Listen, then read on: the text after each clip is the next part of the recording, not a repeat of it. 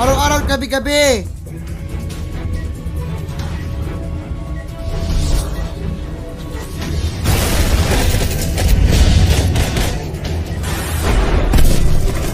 Bida ang matapang.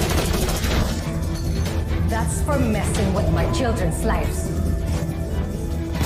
Sayang nga yung warning sa'yo eh. Ingat tayo sa pag-explain sa kanya eh.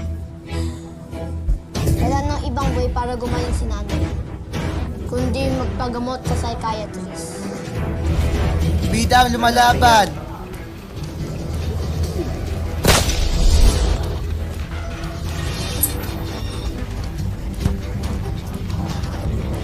Reales, ang ginawa mo sa mag-asawang Berenguela.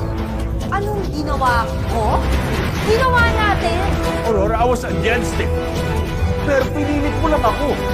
Kailangan ko ng pera para mapatakas si Alakdan. Magpakalayo-layo na kami. Umuwi na tahimik. Naniwala kay Syra.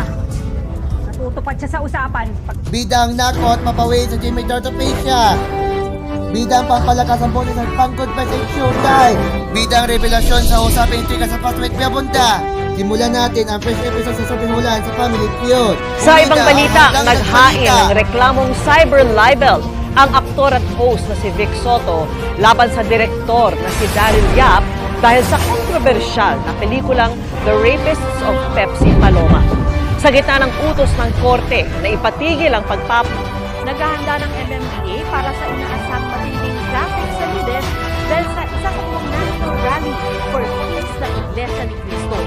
Sinuspindi na ang klase sa lahat ng antas, sa paaralan at ang pasok sa gobyerno sa Pasay. Isa sa pusong bida mo sa ating Jimmy After Prime at Jimmy Prime.